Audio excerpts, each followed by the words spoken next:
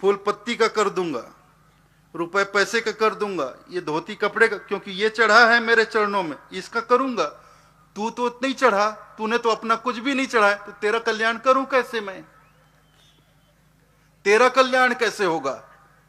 जो तेरा नहीं वो चढ़ा दिया और अपना सब कुछ बचाकर वापस भाग गया। बहुत होशियार हो गया है तू। ये होशियारी नहीं चलेगी भगवान के द्वार पे या सदगुरु के द्वार पे, दरबार में हमारी ये होशियारी काम नहीं आएगी। सदगुरु चाहते हैं जो हमारा अपना है, जो तुम्हारा अपना है वो मुझे अर्पण करो। पहले दाता शिष्य भय जिन तन मन अर्पे। तुम्हारा है शरीर, तुम्हारा है मन, तुम्हारा अहंकार, वो अर्पण करो। दूजे दाता गुरु भय जिन नाम, तब दूसरे दाता गुरु बनते हैं, फिर वो कृपा करके नाम का दान देते। जिन नाम दियो बख्शीश, बख्शीश के रूप में हमें नाम दान देते हैं, हमें अपना निज नाम देते हैं। वही तो सार शब्द है जो हमें गुरु से प्राप्त होता है। और सार शब्द क्या है? लोग सार शब्द की बात करते हैं, किसे सार शब्द कहा जाता है? अरे सदगुरु का हर वचन सार होता है। क्या सदगुरु बेकार बात भी करते हैं? कुछ लोग मुझसे पूछते हैं कि कबीर साहब का सार शब्द क्या है। मैं उनसे पूछता हूं, क्या हमारे सदगुरु फालतू बात भी करते थे? क्या हमारे सदगुरु कबीर साहब फालतू बात भी करते थे कि उनमें से मैं छांट के निकाल कर आपको बताऊं कि ये सदगुरु का सार शब्द है? अरे सदगुरु के एक एक शब्द सार शब्द होते हैं, सदगुरु का एक एक वचन सार शब्द होता है। ये पागलपंथी की बात आप लोग क्यों करते हो, मुझे समझ में नहीं आता।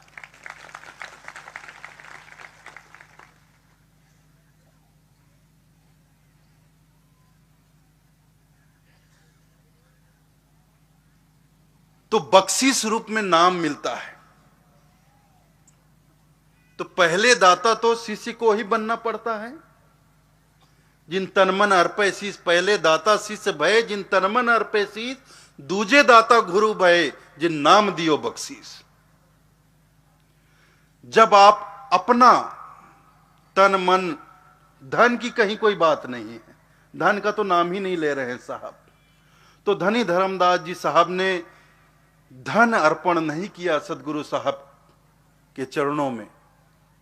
जब सदगुरु बांधवगढ़ पधारे तो उन्होंने अपनी भाव, अपनी भक्ति, अपना भाव भक्ति, अपनी श्रद्धा, अपना प्रेम विश्वास, ये सब अर्पण किया।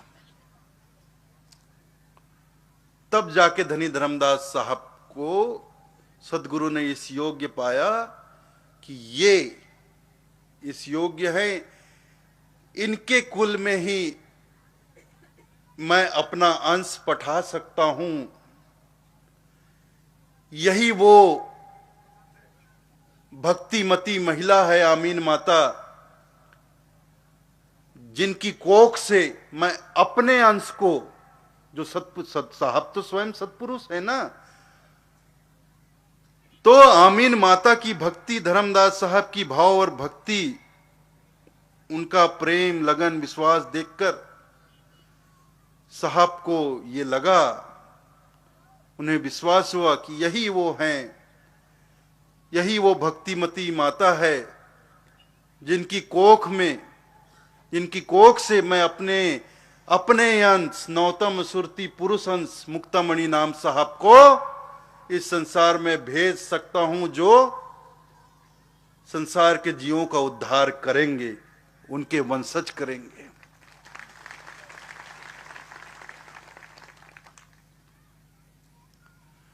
तब ये आशीर्वाद धर्मदास साहब और आमीन माता को प्राप्त हुआ और सदगुरु ने, सतपुरुष ने आमीन माता के कोख से अपनी नौतम सुरती, नौतम अंश वचन मुक्तामणि नाम, वचन वंश क्यों कहा जाता है? मुक्तामणि नाम साहब को वचन वंश क्यों कहा जाता है?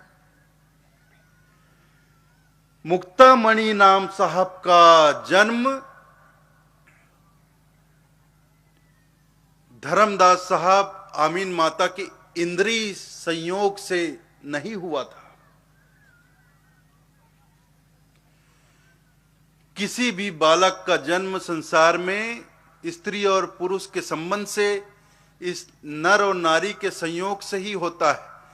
लेकिन मुक्तामणि नाम साहब जो नवतम सुरती हैं, सतपुरुष के नवतम अंश हैं, उनका जन्म आमीन माता के गर्भ से सदगुरु के वचन के अनुसार हुआ था, सदगुरु के आशीर्वचन से हुआ था, आशीर्वचन से हुआ था। इसलिए मुक्तामणि नाम साहब को वचन वंश कहा जाता है। समझे? आज बात समझ में आई कि मुक्तामणि नाम साहब को वचन वंश क्यों कहा जाता है। बहुत से लोग पूछते हैं मुक्तामणि नाम साहब को वचन वंश क्यों कहते हैं। इसीलिए कहते हैं क्योंकि वो सतपुरुष के वचन से इस धरती पर आए, आमीन माता की कोख से आए। जब मुक्तामणि नाम साहब आए इस संसार में, तब साहब ने धर्मदास जी से कहा, इनसे होई हैं 42 वंशा, इनसे होंगे तुम्हारे 42 वंश, जो इस संसार में जीव का काज करेंगे, जो इस संसार में भरमे हुए भटके हुए जीवों को मेरा संदेश देंगे, मेरी जानकारी देंगे, जो संसार में भटक रहे जीवों को सत्य संदेश देकर, सत्य लोक का संदेश देकर मेरी शरण तक लाएंगे। इस तरह सदगुरु ने धर्मदास जी साहब को मुक्तामणि नाम साहब, वचन वंश मुक्तामणि नाम साहब के माध्यम से 42 वंश का आशीर्वाद दिया। और तब से यह 42 वंश की परंपरा चली आ रही, अक्षुण्ण रूप से चली आ रही। और इस 42 वंश कैसे पूरा होगा, यह भी सब साहब ने पहले ही कह दिया, कोई विवाद ही नहीं है।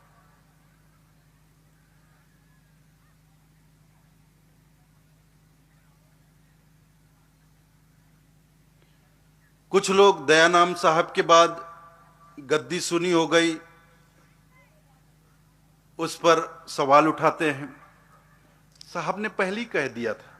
साहब के वचन नहीं पढ़ते ना आप लोग, या कोई बताता है तो विश्वास नहीं करते हैं। ये सब साहब ने पहले ही कह दिया था। साहब ने क्या कहा था, जब जब चूके वंश तुम्हारा, चूड़ामणि लेवे अवतारा। जब भी तुम्हारा वंश चूक जाएगा, मुक्तामणि नाम साहब फिर अवतार लेकर आएंगे। जब जब वंश होए नसाई, शाखा वंश करे गुरुआई। ये सब बातें हैं, लेकिन आप लोग पढ़ते नहीं हो, ध्यान नहीं देते हो, समझते नहीं, कोई बताए तो विश्वास नहीं करते हो, इसीलिए भटक जाते हो इधर उधर, कहीं के कहीं पहुंच जाते हो, इधर के उधर चले जाते हो।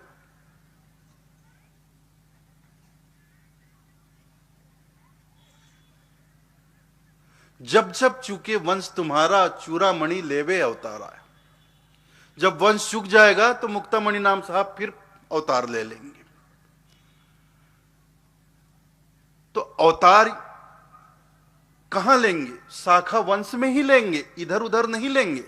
जब जब वंश होए नसाई, शाखा वंश करे गुरुआई, शाखा वंश में ही लेंगे, इधर उधर नहीं। लेकिन कुछ लोगों ने कह दिया, जब दयानाम साहब चले गए, गद्दी खाली हो गई, सूनी पड़ गई, तो कुछ लोगों ने भविष्यवाणी कर दी कि 2001 में, देखिए 1927 में दयानाम साहब गद्दी छोड़कर, ये वंश गद्दी को छोड़कर सतलोक गमन कर गए, गद्दी सुनी हो गई। तो एक कबीर पंथ के वंश परंपरा के ही विश्वास पात्र एक महंत ने ऐसी भविष्यवाणी करके कबीर पंथियों को भटका दिया कि 2001 में बांधवगढ़ में मुक्तामणि नाम साहब प्रकट होंगे, जिनके अंग की कोई छाया नहीं होगी, वो विदेही होंगे, उनकी यही निशानी होगी। 2001 में प्रकट होंगे, तब ये वंशगद्दी आगे बढ़ेगी। तब तक यह वंशगद्दी रुकी हुई है, विराम लगा है।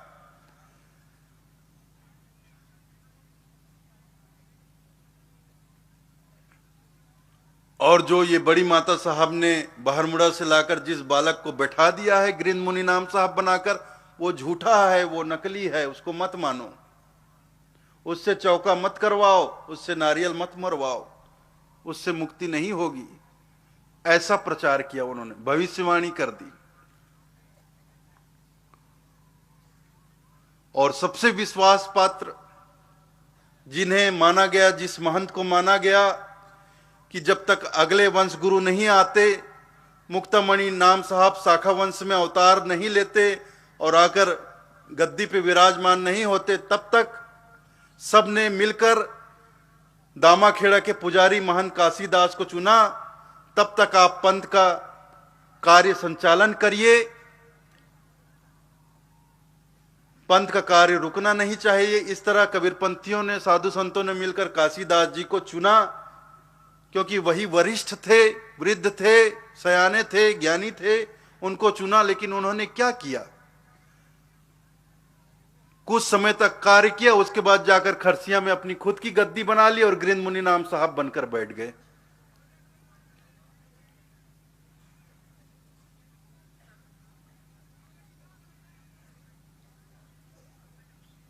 इस तरह खरसिया गद्दी बन गई।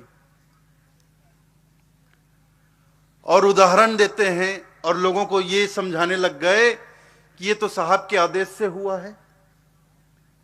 कौन से आदेश से हुआ है? अरे वो जो अमर लोक से हम चली आए, आए जगत मजारा हो, साहब का जो वचन है, जो साहब की वाणी है, उसमें साहब ने कहा है,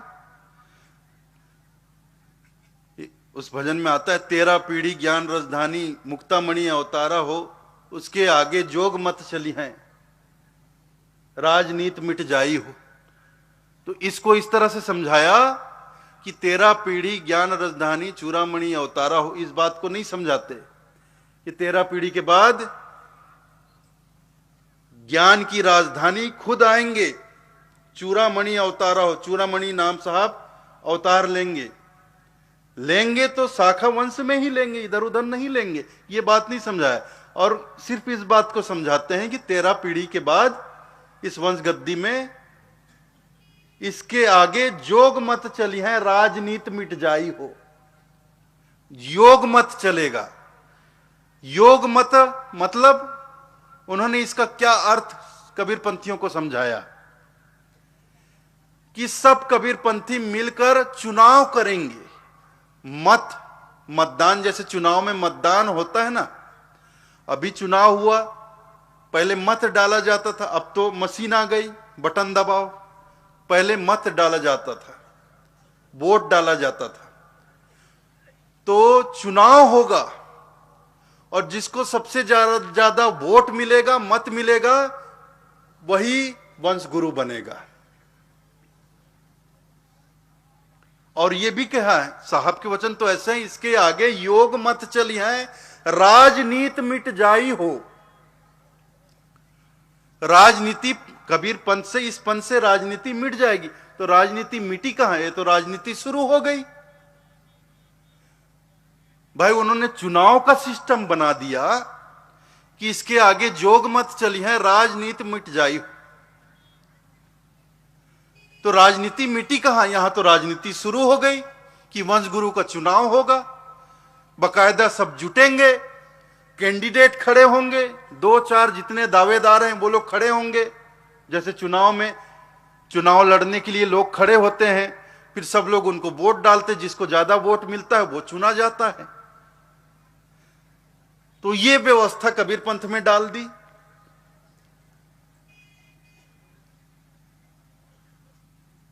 कि सबके मत लिए जाएंगे, योग मत चलेगा, मत डाला जाएगा, कैंडिडेट खड़े होंगे, उम्मीदवार खड़ा होगा, जिसको सबसे ज्यादा वोट मिलेगा वो वंश गद्दी पर बैठेगा। तो चुनाव का सिस्टम कबीर पंथ में ला दिए और साहब कहने की इसके आगे जोग मत चली है, राजनीति मिट जाई हो। कबीर पंथ से राजनीति मिट जाएगी ऐसा बोल रहे हैं साहब, और ये लोग राजनीति शुरू कर रहे हैं। 13 पीढ़ी ज्ञान रसधानी चूड़ामणि अवतारा हो, इसके आगे योग मत चली है, राजनीति मिट जाई। योग मत का मतलब योग का मत चलेगा। योग का मत, चुनाव का मत नहीं, राजनीति का मत नहीं। योग, शब्द सुरति योग, वो मत चलेगा, वो मत पंथ चलेगा। योग का प्रभाव बढ़ेगा संसार में, और संसार के साथ साथ कबीर पंथ में भी योग का प्रभाव बढ़ेगा, और आज बढ़ा भी है। इस देश में योग का लहर फैला हुआ है, हर तरफ योग, योगा योगा योगा, फलाने योगा, ये योगा, शिव योग, तो और कोई योग, तो सुदर्शन क्रिया, तो ये क्रिया, तो फलाना योग, ढिकाना योग, विहंगम योग, तो चलेगा। तो साहब ने कहा कि इसके आगे योग मत चली हैं, तो योग का प्रचार होगा इसके बाद, ये साहब ने कहा, और राजनीति मिट जाए। उसके बाद कबीर पंथ से राजनीति मिट जाएगी कि लोग आपस में राजनीति कर रहे होंगे। नहीं, कबीर पंथ में पारख मत चलना चाहिए, कि नहीं कबीर पंथ में ज्ञान मत चलना चाहिए, नहीं कबीर पंथ में ये पंथ मत चलना चाहिए। नहीं, लोग कबीर पंथ में कई मत खड़े कर देंगे, लेकिन 13 पीढ़ी के बाद जब स्वयं मुक्तामणि नाम साहब अवतार लेकर आएंगे गृंद मुनि नाम साहब के रूप में, फिर सारी राजनीति मिट जाएगी। योग का मत चलेगा, शब्द सुरती योग का मत चलेगा, जीवों को शब्द सुरती योग सिखाया जाएगा, और पंथ में जो राजनीति है वो समाप्त हो जाएगी कि ये मत, वो मत, फलाना मत, ढिकाना मत, वो सब समाप्त हो जाएंगे, और कबीर पंथ में एक ही मत चलेगा, और वो चलेगा क्या? योग मत, शब्द सुरती योग का मत। इसीलिए हमने जब अपनी पत्रिका 1995 में शुरुआत की तो हमें कई नाम सुझाए गए कि ये नाम रखते हैं, ऐसा नाम रखते हैं। नहीं, मैंने कहा नहीं, हम नाम रखेंगे तो सुरती योग रखेंगे।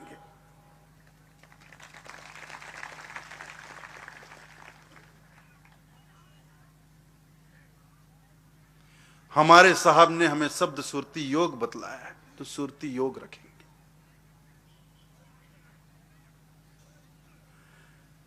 खूब भरमाने का काम किया गया है साहब। कबीर पंथ को भी तोड़ने का बहुत प्रयास किया गया है, लेकिन सदगुरु हैं हमारे साथ, सदगुरु हैं, उनकी कृपा है,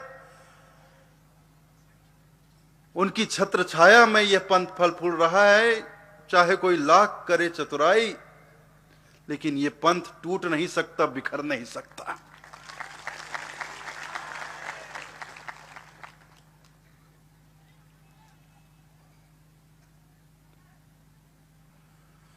तो चाहे कोई कुछ भी साहब की वाणी का अर्थ का अनर्थ करके लोगों को कुछ भी समझा दे, भरमा दे, लेकिन एक दिन आएगा जब साहब उनको सद्बुद्धि देंगे और सही बात उसकी समझ में आएगी, और वो भूला हुआ वापस घर लौट आएगा। इसीलिए साहब कहते हैं, सोजन हमको भावे जो भूले को घर लावे। संतो सोजन हमको भावे जो भूले को घर लावे, घर में जोग भोग घर में ही घर तज बन नहीं जावे। अवधु सोजन हमको भावे जो भूले को घर लावे। जो घर से भटकाकर आदमी को भरमा कर भटका दे, भुला दे, घर से बाहर निकाल दे, इधर उधर ले जाए, ऐसा आदमी मुझे नहीं भाता। साहब कहते, मुझे वो जन भाता है, सो जन हमको भावे जो भूले को घर लावे। जो भटक गया हो किसी भी कारण से, किसी के कारण, किसी भी कारण से, किसी के भी कारण से भटका दिया हो किसी को, जो भटक गया हो, उसे समझा बुझाकर घर वापस ले आए। साहब कहते हैं वो जन मुझे भाता है, वो मुझे पसंद है। ठीक है, लोग भटक गए, भटकना बहुत सामान्य सी बात है। संसार में तो भटके हुए हैं हम लोग, भटके ही हुए हैं हम लोग। तो एक और धोखा खा जाए, थोड़ा और भटक जाए, तो इसमें कोई आश्चर्य की बात नहीं, भटक जाते हैं लोग। भटकाने वाले चारों तरफ घूम रहे हैं, भटका देते हैं लोगों को। भटकाने में ही तो जो ठग है, जो लुटेरा होता है, किसी को लूटना हो, किसी को ठगना हो तो पहले भटकाता है, उसको उसके सही रास्ते से भटकाकर गलत रास्ते में ले जाएगा, फिर गलत रास्ते में ले जाकर मौका पाते ही उसे ठग लेगा और लूट लेगा। लुटेरे और ठग लोग ऐसा ही करते हैं। तो खूब घूम रहे हैं ऐसे ठग और लुटेरे, जो साहब के सच्चे दरबार से लोगों को भटकाकर, साहब के सच्चे मार्ग से लोगों को भटकाकर दूसरे मार्ग में ले जाते हैं, और ले जाकर दूसरे मार्ग में मौका पाते उन्हें ठग लेते हैं, उन्हें लूट लेते हैं और उनके हाल पर छोड़कर गायब हो जाते हैं। ऐसे बहुत लोग हमारे कबीर पंथ में हैं, घूम रहे हैं, जो राह दिखाने का काम नहीं करते, राह भटकाने का काम करते हैं। उनको साहब के दरबार से भटकाते हैं, साहब के मार्ग से भटकाते हैं, सिर्फ अपने स्वार्थ के लिए। भरे पड़े चारों तरफ घूम रहे हैं ऐसे लुटेरे और ठग। तो हमें विवेक से काम लेना है, ऐसे लोगों से सावधान रहना है, बचना है हम लोगों को। अगर ऐसे लोगों के हाथ आ गए, ऐसे लोगों की बातों में आकर उनके साथ हम भटक कर उनके साथ चल दिए, तो हमारी हालत वो ऐसी कर देंगे, कहीं अनजान ठौर पे ले जाकर सुनसान जगह पे हमारा सर्वस्व छीन लेंगे, लूट लेंगे और अकेला छोड़कर गायब हो जाएंगे। और हमारी हालत क्या होगी? धोबी का कुत्ता, न घर का न घाट का, न इधर के रहे न उधर के। यही तो हुआ ना। महंत पंचम दास जी ने जब भविष्यवाणी की दयानाम साहब के जाने के बाद, और ये किसी ग्रंथ में नहीं लिखा है, पता नहीं कहां से उठाकर उन्होंने भविष्यवाणी कर दी कि वंश गद्दी अभी रुक गई है, 2001 में मुक्तामणि नाम साहब बांधवगढ़ में प्रकट होंगे, अवतार लेंगे। उनकी निशानी ये होगी कि उनके अंग की कोई छाया नहीं होगी। वहां अवतार लेकर फिर वो आएंगे, गद्दी पर बैठेंगे, तब ये वंश गद्दी आगे चलेगी। ऐसा उन्होंने भविष्यवाणी किया।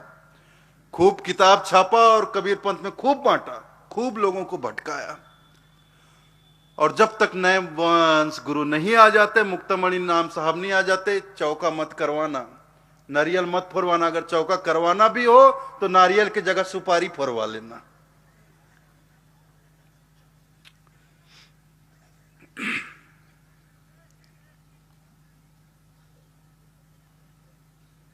तो मुक्तामणि नाम साहब तो आए, साहब के आगम संदेश, उनकी भविष्यवाणी, उनके वचनानुसार तो मुक्तामणि नाम साहब अवतार लिए।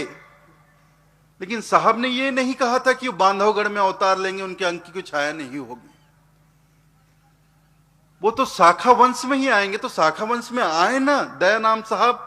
भाई ये बात तो पंचम दास को थोड़ी मालूम होगा, ये बात तो दयानाम साहब को मालूम होगी ना, क्योंकि वंश तो उनसे चलना है, वंश गुरु तो वो थे। तो मुक्तामणि नाम साहब कहां अवतार लेंगे ये दयानाम साहब को मालूम था। इसलिए उन्होंने ये बात पत्र में लिखकर बड़ी माता कलाब देवी के हाथ में सौंप दिया कि ग्राम बहरमुड़ा में गुरु गोसाई, फलाने गुरु गोसाई के घर में जो पहला बालक जन्म लेगा वही मुक्तामणि नाम साहब का अवतार होगा। उसे लाकर ये वंश गुरु गद्दी पर आसीन कराना, चादर तिलक करना, वही गृहमुनि नाम साहब होंगे। और ऐसा ही हुआ। लेकिन भटके हुए लोग, ना समझ लोग भटके ही रहे, भटकाने वाले की बातों पर भरोसा किया, विश्वास किया।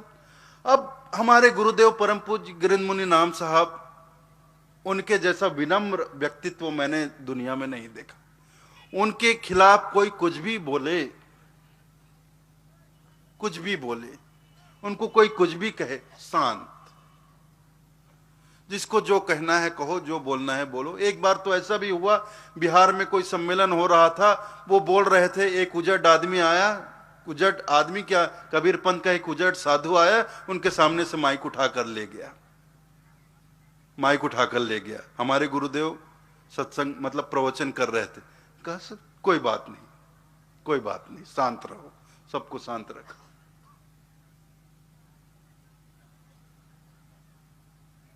शांति की प्रतिमूर्ति थी। उन्होंने कभी उलटकर किसी को जवाब नहीं दिया, शांत रहते थे। वो सिर्फ अपना वो तो स्वयं मुक्तामणि नाम साहब थे, वो तो अपना काम करने आया था। उन्होंने अपना काम किया, समय आया चले गए, वंश को आगे बढ़ाकर चले गए। उनके गृह में, गिरिंद्रमुनि नाम साहब के कुल में मुझसे पहले एक और बालक का जन्म हुआ। एक दुर्घटना में वो अल्पायु में ही चले गए। एक बूंद भी आंसू उनकी आंखों में नहीं आया, किसी ने नहीं देखा। सब लोग बिलख रहे थे, रो रहे थे, चीख रहे थे, उनकी आंखों में एक बूंद भी आंसू नहीं आया। कैसे साहब? तो उन्होंने कहा क्या हुआ? अरे गुरु साहब चले गए। चले गए, बुला लिया साहब। साहब ने भेजा था, उनकी इच्छा थी भेजने की, भेज दी। उनकी इच्छा हुई बुलाने की, वापस बुला लिए। जब इच्छा होगी फिर भेजेंगे,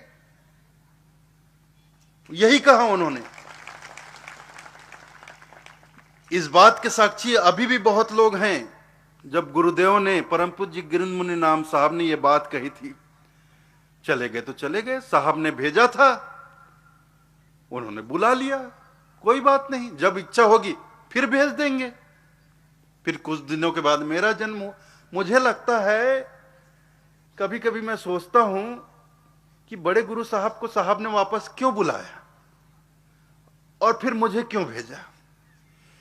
मुझे ऐसा लगता है कि साहब को इस जमाने के हिसाब से ही आदमी चाहिए था।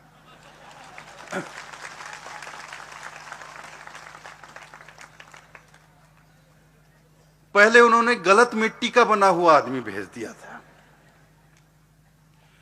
फिर मुझे उन्होंने दूसरी मिट्टी का बना के भेजा,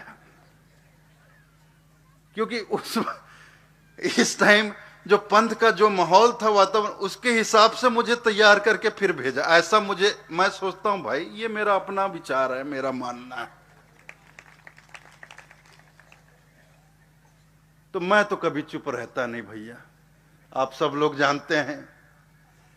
तुरंत आज का आज, कल का कल, जब मेरा कार्यकाल आया, मैंने तुरंत बोल दिया कि ठीक है, मुझे मंजूर है, स्वीकार है, पंचम दास जी ने जो भविष्यवाणी की है, अगर वो सत्य होगी, 2001 में मुक्तामणि नाम साहब बांधवगढ़ में अवतार लेंगे और उनकी पहचान बताई गई है कि उनके अंग की कोई छाया नहीं होगी। हम सब जाएंगे, देखेंगे, अगर मुक्तामणि नाम साहब अवतार लेंगे, उनके अंग की कोई छाया नहीं होगी, मैं खुद उनके चरणों में गिरूंगा, उन्हें परघा कर मैं खुद दामाखेड़ा लाऊंगा, गद्दी पे विराजमान हम सब मिलकर कराएंगे और जीवन के आखिरी सांस तक मैं उनके चरणों में सेवा में रहूंगा। ये मैंने पहले बोल दिया था दामाखेड़ा मेले में। लेकिन अगर उनकी भविष्यवाणी गलत हुई, झूठी हुई, तो आज जो दामाखेड़ा वंश गद्दी से अलग होकर वो किरवई में बैठे हैं, अगर उनकी भविष्यवाणी झूठी हुई तो उनको वापस दामाखेड़ा में आकर जुड़ना पड़ेगा। ये मैंने चैलेंज किया था। इसीलिए 2001 में सबसे पहली बार मैं बांधवगढ़ गया। उसके बाद इसी उद्देश्य से 2002 में मैंने वहां एकोत्री चौका का आयोजन किया, ताकि सब लोग वहां चले। अगर वहां मुक्तामणि नाम साहब अवतार लिए हैं तो हम सब उनको परघा कर दामाखेड़ा लाएं और वंश गद्दी पे उनको विराजमान करा के इस वंश गद्दी को आगे बढ़ाएं। कुछ भी नहीं हुआ। 2001-2002 में, उसके बाद से आज तक हम जा रहे हैं बांधवगढ़। फिर वो सिलसिला खत्म नहीं हुआ, फिर वो एक बांधवगढ़ दर्शन यात्रा ही बन गई जो हर साल संपन्न होती। हम सब जाते हैं। भाई आप संत हो, आपने भविष्यवाणी की है, आप खुद को संत कहते हो, तो अपने वचन का फिर पालन करो ना। आपकी भविष्यवाणी झूठी होगी तो आओ वापस दामाखेड़ा में जुड़ो। क्यों नहीं जुड़ रहे हो? क्यों नहीं जुड़ रहे हो? आपकी बात तो झूठी सिद्ध हो गई ना, फिर क्यों? अब भी क्यों लोगों को फिर भटका रहे हो, भरमा रहे हो? आप लोगों ने कभी उनसे ये सवाल किया, पूछा? क्यों नहीं किया? आप ही कबीर पंथ के लोगों को ही तो ये भविष्यवाणी सुनाई गई थी कि ऐसा ऐसा होगा। जब ये बात झूठी हो गई, गलत सिद्ध हो गई, तो आप लोग उनसे पूछते क्यों नहीं, क्या हुआ तुम्हारी भविष्यवाणी का? जब तुम्हारी बात झूठ हो गई, चलो फिर अब दामा खेड़ा, वापस चलो, क्यों अलग अब बैठे हो? गलती की है तो सुधारो गलती। गलती भी की है, अब अपनी गलती भी नहीं सुधार रहे हो, ये तो वही बात हो गई। हमारे दीवान संतू दास जी कहते थे, वो अनोखे व्यक्ति थे, वो बड़ी अनोखी अनोखी बातें करते थे। मजाक मजाक में बहुत अच्छी बातें कर दिया करते थे। वो कहते थे, जिसमें कोई भूल ना हो भगवान वही कहलाता है, भूल करे और भूल सुधारे इंसान वही कहलाता है, भूल करे पर चेते नहीं शैतान वही कहलाता है। अगर भूल किए हो, गलती किए हो, तो अपनी गलती सुधारो, अगर नहीं सुधारे तो तुम पक्के शैतान हो फिर। तो उनकी बातों में जो आए, आज उनकी क्या दशा हो रही है। वो भटकाकर लोगों को साहब के रास्ते से भटकाकर दूसरे रास्ते में ले गए और वहां उनका सर्वस्व छीन लिया, उनको साहब के सच्चे दरबार से दूर कर दिया, साहब के मार्ग से हटाकर गलत मार्ग पे डाल दिया, उनका सब कुछ लूट लिया, ठग दिया, छीन लिया और खुद चले गए। उन्हें जो उनके साथ गए उन्हें छोड़ गए। उनकी क्या हालत है आज? धोबी का कुत्ता, ना घर का, ना घाट का, ना इधर के रहे ना उधर के रहे।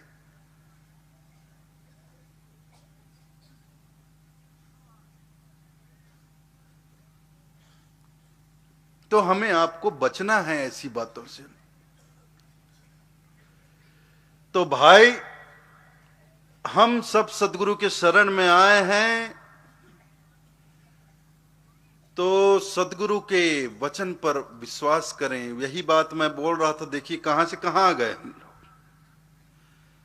गुरु मुखबाणी उचरे शिष्य सांच कर मान, यह विधि फंदा छूटिए नहीं उक्ति कोई आन। गुरु के मुख से जो वचन निकलते हैं उसे सत्य मानो। शिष्य का यही धर्म है, भक्त का यही धर्म है, साधक का यही धर्म है कि हमारे सदगुरु के श्री मुख से जो वाणी निकलते हैं, जो वचन निकलते हैं, गुरु मुख वाणी उचरे शिष्य सांच कर मान, उसे सत्य समझो, सत्य मानो। यह विधि फंदा छूटी है नहीं उक्ति कोई आन। यही एक उपाय है। तो सदगुरु हमसे जो भी कहते हैं हमारे भले के लिए कहते हैं। सदगुरु हमें आईना दिखाते हैं, देख लो तुम क्या हो। खुद से तो आईना देखते नहीं हो, खुद से तो हम अपने आप को देख नहीं पाते। तो सदगुरु हमें आईना दिखाते हैं कि देखो, देखोगे तभी तो बुराई को दूर करोगे, गंदगी को दूर करोगे, मैल को दूर करोगे। बिना देखे कैसे करोगे? जानोगे तभी तो, जानोगे कि हमारे अंदर गंदगी है, तभी तो उस गंदगी को फेंकोगे अपने से दूर। जानोगे, देखोगे कि हमारे अंदर बुराइयां हैं, तभी तो उन बुराइयों को दूर करोगे, विकारों को दूर करोगे, दुर्गुणों को दूर करोगे। बिना देखे जाने समझे कैसे करोगे? वही बात मैं बोल रहा हूं ना, फिर से बोलता हूं। आदमी अनजाने में गंदगी साथ रख सकता है, लेकर घूम सकता है, लेकिन एक बार जान गया कि मेरे साथ गंदगी है, मेरे चेहरे पे मैल लगा है, गंदा है मेरा चेहरा, कालिख लगी है, तो सबसे पहले उसे धोएगा, स्वच्छ करेगा, साफ करेगा।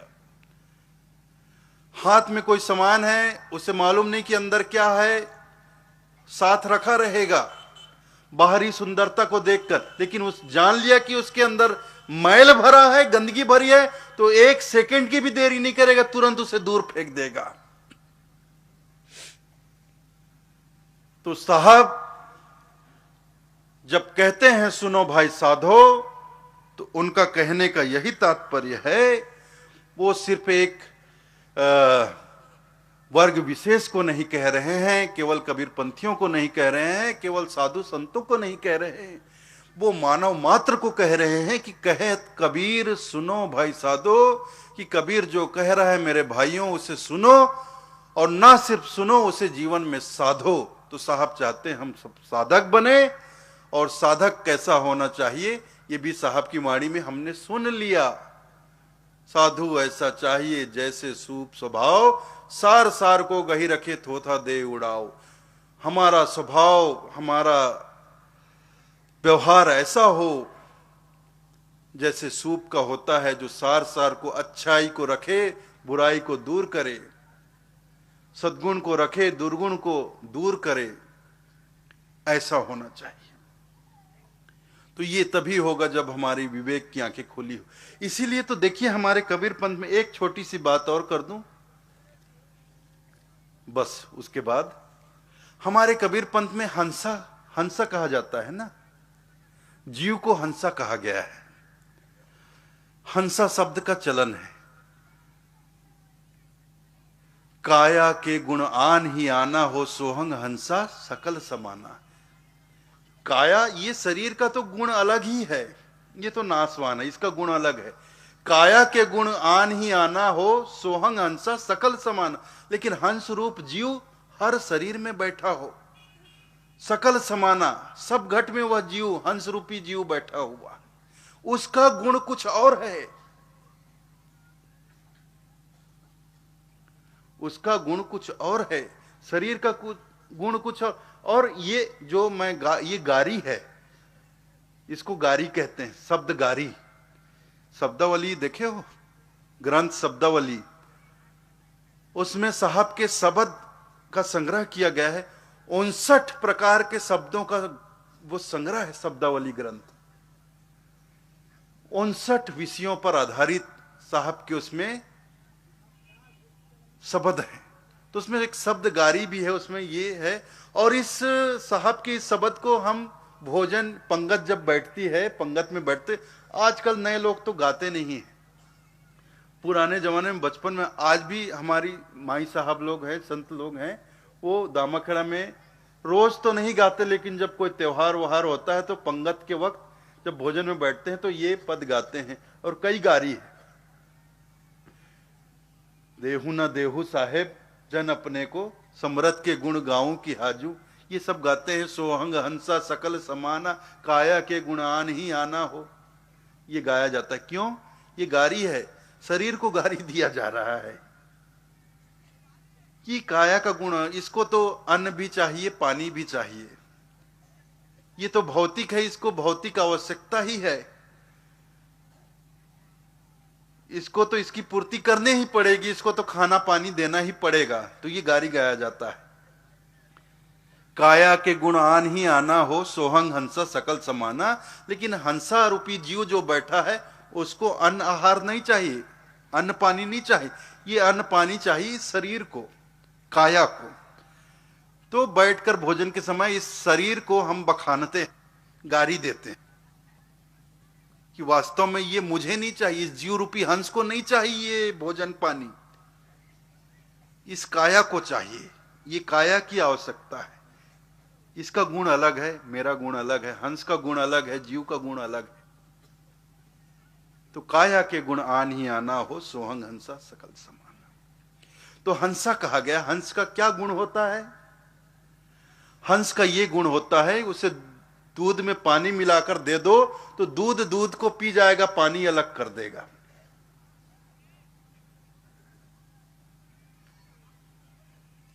ये गुण उसके अंदर होता है। तो हर जीव में ये गुण होता है। अपने इस गुण को पहचानिए। आप हंस रूप हैं। यह जीव सतलोक से आया है, सतलोक का हंसा है, लेकिन संसार में आकर कागा बन के घूम रहा है, कागा बन के भटक रहा है, कांव कांव कर रहा है। हंस कांव कांव नहीं करते, चिल्पो नहीं करते। हंस जो होते हैं सदा आनंद में रहते हैं, सत्यलोक की ऐसी बाता, कोटि शशि एक रोम लोझा, क्या बोलते हैं, रोम लजाता, तहां पर हंसा करत किलोल, सतनाम सतनाम सतनाम बोल। हंस किलोल करता है, आनंद मनाता है, और कागा कांव कांव करता है, चिल्लपुं करता है, आपस में लड़ते हैं, झगड़ते हैं। ये कागा का काम है। तो कागा मत बने रहो। साहब कहते हैं सकलो दुर्मति दूर कर। क्या कह रहे हैं साहब? सकलो दुर्मति दूर कर। जीवन में जितने भी दुर्गुण हैं, बुराइयां हैं, वो सबको दूर करो। सकलो दुर्मति दूर कर, जीवन सफल बनाओ। काग गवन गति छोड़कर हंस गवन गति आओ। साहब हम सबसे कह रहे हैं कि अपना जीवन सफल बनाओ। कैसे? सकलो दुर्मति दूर करके, अपने जीवन की तमाम बुराइयों को दूर करके, दुर्गुणों को दूर करके अपने जीवन को सफल बनाओ। और ये काग गवन गति छाड़ दे, हंस गवन गति आओ। ये कागा का चलन छोड़ो। जो हमारा चाल चलन है वो इस संसार में कागा का बन गया है। ये कागा का चाल चलन छोड़ो, त्यागो, और हंस गवन गति आओ। हंस की गति में वापस आओ, हंस बनो। हंस ही हो, लेकिन संसार में आकर कागा की चाल में चल रहे हो। तो कागा का चाल छोड़ो, हंस हो, हंस गति में रहो। और हंस का यही गुण होता है कि वो दूध को पीता है, पानी पानी को छोड़ देता है, सार सार को ग्रहण करता है, और जो निरर्थक है, व्यर्थ हो, थोथा है, उसे अपने से दूर कर देता है, अलग कर देता है। तो संसार में दोनों चीजें हैं। अच्छाई है तो बुराई है, सद्गुण है तो दुर्गुण है। तो हम हंस बनेंगे, साहब के हंस बनेंगे, सदगुरु के हंस बनेंगे, तो अच्छाई को रखेंगे, बुराइयों को दूर करेंगे, अलग करेंगे, सद्गुण को अपनाएंगे, दुर्गुण को अपने से दूर करेंगे। हंस बने। आप लोग हंस बनिए। हम सब सदगुरु के शरण में आए हैं तो हमें हंस बनना है। हंस बनेंगे तभी अपने सतलोक वापस जाएंगे। बिना हंस गति में वापस आए, हंस तो है ही है, बनने की बात ही नहीं है, सिर्फ हमारी चाल चलन बदल गई है इस संसार में। हम हंस है तो हमारा चाल चलन हंसों के जैसा होना चाहिए। हम गलत संगति में, संगति का असर होता है ना, बच्चा गलत संगति में पड़ जाए तो उसका चाल चलन बिगड़ जाता है। तो संसार में इस जीव का चाल चलन बिगड़ गया। वो हंस है, लेकिन संगत गलत होने से वह कागा के चाल चलन में आ गया। तो अपने चाल चलन को सुधारे और वापस हंस गति में आए। और जैसे ही हम हंस बनेंगे तो हंस ताल तलैया में नहीं डोलता है। हंसा पावे मान सरोवर, ताल तलैया फिर क्यों डोले। मनमस्त हुआ तो क्यों बोले, मनमस्त हुआ तो क्यों बोले। हल्की थी तब चढ़ी तराजू, पूरी भई तो क्यों तोले। मनमस्त हुआ तो क्यों बोले। हंसा पावे मान सरोवर, हंसा ताल तलैया में नहीं डोलता है, वो मान सरोवर में निवास करता है। तो हंस गति में हम आएंगे, अपने चलन में आएंगे, तब हम इन संसार रूपी ये भवसागर में नहीं, क्षीर सागर में जाएंगे, मान सरोवर में जाएंगे, जो सतलोक में है। तो काम ऐसा करो, अमरापुर से आया बंदे, फिर अमरापुर को जाना है। कहत कबीर सुनो भाई साधो, ऐसी लगन लगाना है। तो बस अपने सदगुरु से ऐसी लगन लगा लो कि अमरपुर से आए हो और फिर अमरपुर वापस चले जाओ। अमरापुर से आया बंदे, फिर अमरापुर को जाना है। कहत कबीर सुनो भाई साधो, ऐसी लगन लगाना है। बस ऐसी ही लगन लगाना है अपने साहब के, अपने सदगुरु के चरणों के प्रति। तो यह बड़ा सुंदर अवसर है, यह समारोह हो रहा है। हम सदगुरु कबीर संत समागम समारोह में बैठे हैं। तो इस समारोह में आप हम सब प्रतिज्ञा करें, संकल्प लें कि हम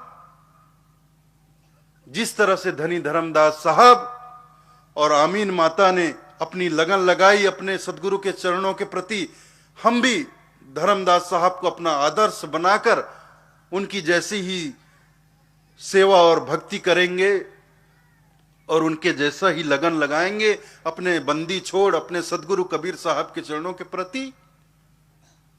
और जिस तरह धर्मदास साहब और आमीन माता का उद्धार हुआ, हम अपना भी उद्धार कर लें। कि जिस तरह सदगुरु के शरण में आकर धर्मदास और आमीन माता की गति मुक्ति हो गई, वो धन्य हो गए, उनका उद्धार हो गया, साहब उनको अपने साथ ले गए, तो हम भी धर्मदास बने, आमीन माता बने और साहब की वैसी सेवा भक्ति करें, साहब के चरणों से उनके जैसा ही लगन लगाएं, ताकि साहब हमें भी अपने साथ अपने लोक ले चलें, अपने पास ले बुला लें, अपने साथ रखें, हमें फिर इस संसार में भटकना ना पड़े। तो भाइयों, आप लोगों ने मेरी बातें बहुत ध्यानपूर्वक सुनी, प्रेम पूर्वक सुनी। मैं आप सभी लोगों का हृदय से आभारी हूं। इतना ही कहते हुए मैं आज्ञा चाहूंगा। साहेब बंदगी साहेब, साहेब बंदगी साहेब, साहेब बंदगी साहेब। अरे साहेब बंदगी तो बोलिए साहेब, साहेब साहेब बंदगी साहेब। आप साहेब। लोग कबीरपंथी हो भाई, समझ में नहीं आता है। आपको साहेब बंदगी बोलने में शर्म आती है क्या? अरे कोई संकोच नहीं, इससे बड़ा कुछ और नहीं बोलने को। साहब की बंदगी है। कबीरा कहे पुकार के दो बातें कर ले, एक साहब की बंदगी और भूखे को कछु दे। और क्या कहते हैं? बंदे तू कर बंदगी जो पावे दीदार, अवसर मानुष जन्म का मिले न दूजी बार। अगर दीदार चाहते हो सदगुरु का, सतपुरुष का, तो बंदगी करो। बंदे तू कर बंदगी जो पावे दीदार, अवसर मानुष जन्म का मिले न दूजी बार। फिर दोबारा अवसर नहीं मिलेगा। ये अवसर मिला है तो खूब बंदगी करो साहेब की। साहेब बंदगी बोलने में कोई संकोच नहीं, कोई लज्जा नहीं, कोई शर्म नहीं। खूब खुलकर बोलो, साहेब बंदगी साहेब, साहेब बंदगी साहेब, साहेब बंदगी साहेब।